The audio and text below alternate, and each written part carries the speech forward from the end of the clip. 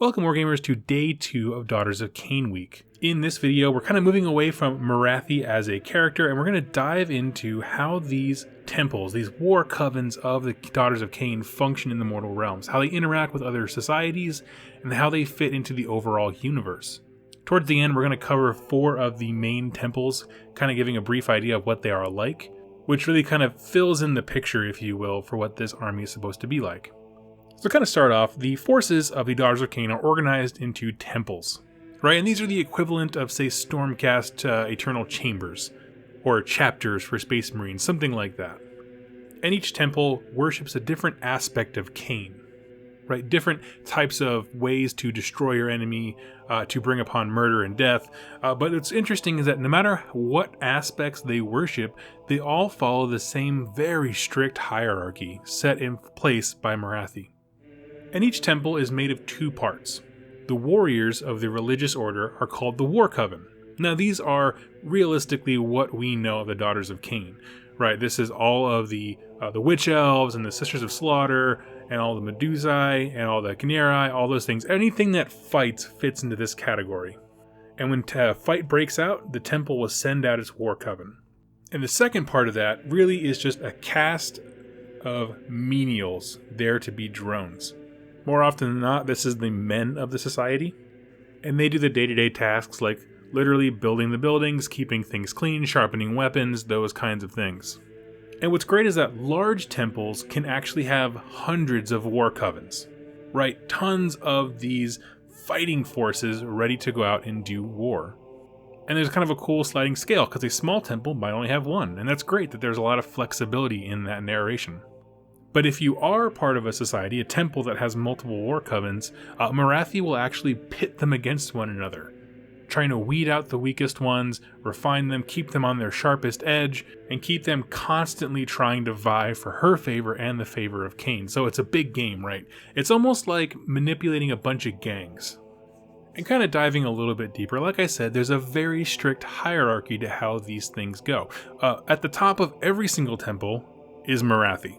She has asserted herself as the prophetess, the speaker, the high oracle of Khaine, and no one is above her.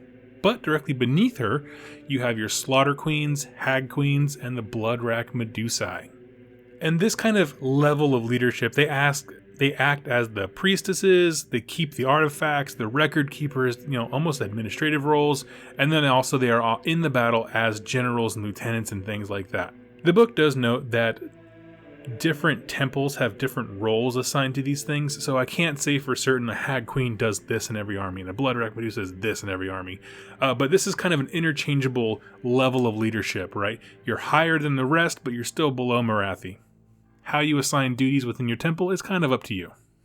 One step below them is kind of the general war category, right? And they really divide their troops into 2 different kind of types. They have the Sisterhood of Blood, which is the Witch Elves, Sisters of Slaughters, like the more elven/humanoid parts of the army, right? And when you think of elves, this is who you're thinking of. And they entertain Order cities by being gladiators, and also just incredibly dangerous warriors, which we'll talk about them in tomorrow's video. But make it clear that when people in Order cities refer to the Daughters of Khaine, this is their point of reference, right? These are the troops that they actually see day to day. And the other category, the other half of kind of their war effort, is called the Scaf Born. And the Scaf Born are those souls that Morathi took from Slaanesh and molded into an image that she wanted, the Melusai and the Khaine. There's a lot fewer of them. They're generally treated as the more elite soldiers, and Morathi uses them exclusively as her kind of personal honor guard. It's important to note that they try at all costs to stay hidden, whether it's through illusionary magics or literally just not being seen, like not out in the open. So when Order armies are talking about Daughters of Khaine, they don't necessarily even know that the Scaf Born exist. They just talk about the Sisterhood of Blood. So it's important to note that as you're seeing these people in stories, we know the full extent of the army as the reader, but the characters in the army may not actually know that these things exist. And honestly, there's not a lot of units in this book. As far as an organizational structure goes, this is largely it. You have Morathi at top, her kind of middle management, which have variety of roles based on the temple, and then pretty much everyone below them, with the Scaf Born having slightly more elite/elevated status, but all of them being incredibly terrifying. And so what I want to do now is kind of dive into the temples that we're given rules for. Now, they actually have 5 temples in the book at the narrative part, but you get to the rules section, they only have rules for 4 of the 5. Why that is, I'm not sure. However, what I'm going to be doing is diving into the 4. There are Hagnar, Draki Ganeth, that's how I'm going to pronounce that, the Kraith, and the Kayla Braun. Okay? So let's start diving into Hagnar is the capital city of the Daughters of Khaine. They are host to hundreds of war covens, and they are rumored to get the greatest blessings of Khaine. Now, of course, we know this is because, well, that's where Morathi is. She likes to hang out in Hagnar. It's kind of her main base. And so, of course, when she intervenes, it might seem like Khaine's blessing is upon them. And what's interesting about them is that they, as a city, supposedly worship every aspect of Khaine. Right? As we talked about earlier, temples can worship different things, and we'll get into some of those as we go down this list of what those kind of aspects can look like. However, they're unique in the sense that they don't differentiate. They invite all aspects of worship of Khaine. And since Morathi is there, she constantly pits these war covens against each other. You have to, fight each other in gladiatorial combat to prove dominance. You have to, she might send 2 covens out on a mission, right? Kill this Slaaneshi war leader. And so she'll send 2 covens to do it. Whoever gets that, that's the favored one, right? Constant competition to refine them and keep them busy. And the second temple is going to be the Draki Ganeth. Okay, it's, like I said, how I'm pronouncing it, no idea how to actually do that. And this temple, they have one main place, and that's up in the north end of Ulgu. But they have hundreds of mini temples, little shrines and stuff like that, across the mortal realms.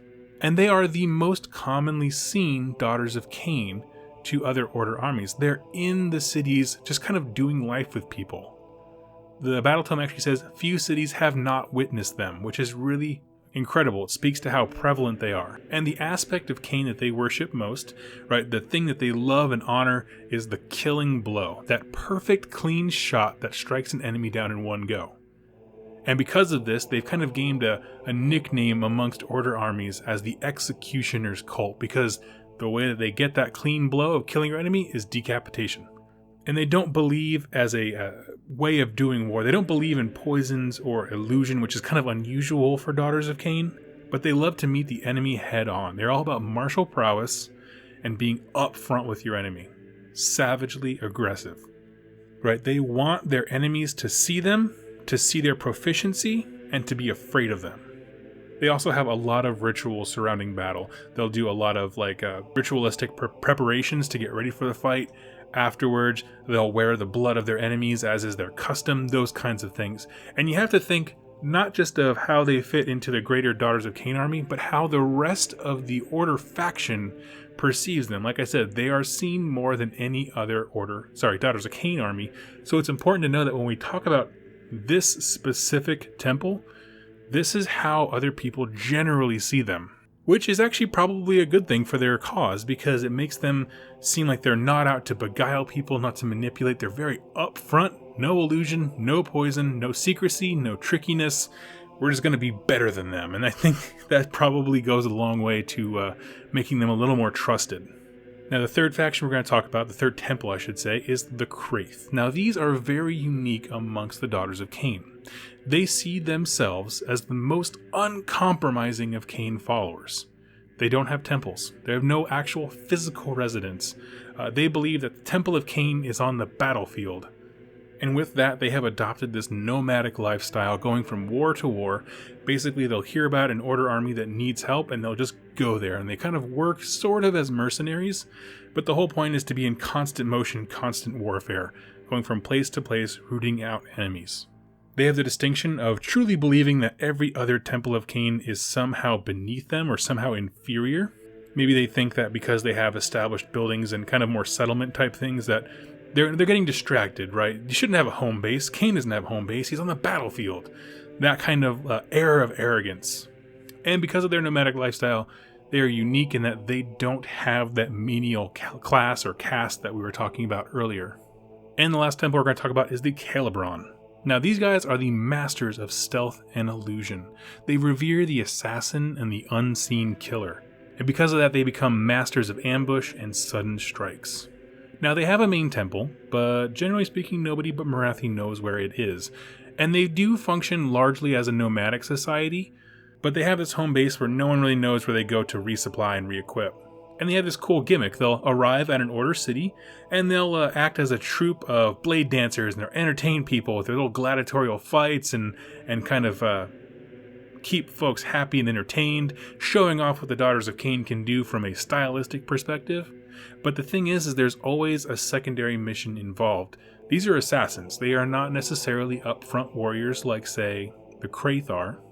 But if you think about how illusion tricks work, right, not necessarily magic, but even real world stuff, it's all about drawing someone's attention to the wrong place, right? Misdirection. So while they're doing their little show and showing the Free Guild how to, they sword fight and things like that and putting on a good show, there's always a part of that Coven out there straight up murdering someone in the worst way possible, right? Everyone's looking at the show. No one sees that this conspirator who was working against the Order faction in the city to bring in Chaos allies, that guy just got his throat slit, right? There's a lot of things that go on unseen.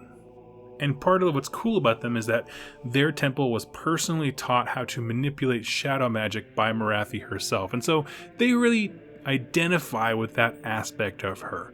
They think they're special because they've been taught these super great secrets, and so they rely heavily on illusion magic and prayers and things like that to manipulate the battlefield so that when they make that killing blow, right, that mega strike, the assassin's arrow, it is devastating to the enemy. Now, why are these factions awesome, right? Why is this structure cool? Why are these specific temples cool? Let's talk about that.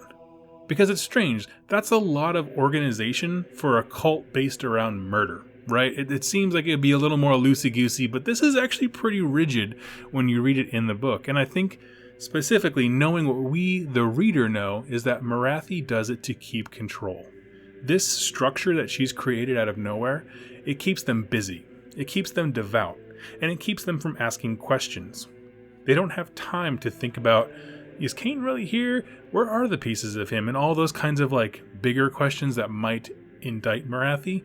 They're too busy doing their rituals, their gladiatorial combats, being pitted against one another, traveling to war, actually fighting the thing.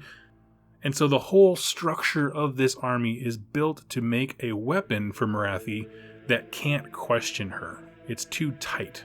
And what's awesome is these temples operate much like gangs. If you've ever read some of the older D&D stuff about how a society of dark elves could possibly exist, it's because you have someone at the top who's managing them, and you pit these kind of groups, these war covens, against one another to kind of self-regulate them. And they're so busy competing with one another that no one has the time, energy, or effort to look at Morathi and think, I could probably take her. And this whole system exists to keep the veil over their eyes, so they don't understand that Khaine is no more. And what's awesome is that within that kind of system, right, of constant discipline and hierarchies and rigid structures, there still is a opportunity for diversity. Because there's so many ways to kill. There's the upfront, there's the stealthy, there's poisons, there's cults that love honor and one-to-one challenges, and some that just love blood-soaked fields. There's a lot of ways that you can express yourself within a cult of murder that still fit within the guidelines and have Morathi as queen. And the last little thing is, I love that they specifically call out that so many of these temples exist in cities of order. Right? Morathi wants to show, hey, we lead a disciplined and devout life. Okay, we're not just crazy religious people, and we're not insidious, evil chaos worshippers, nothing like that.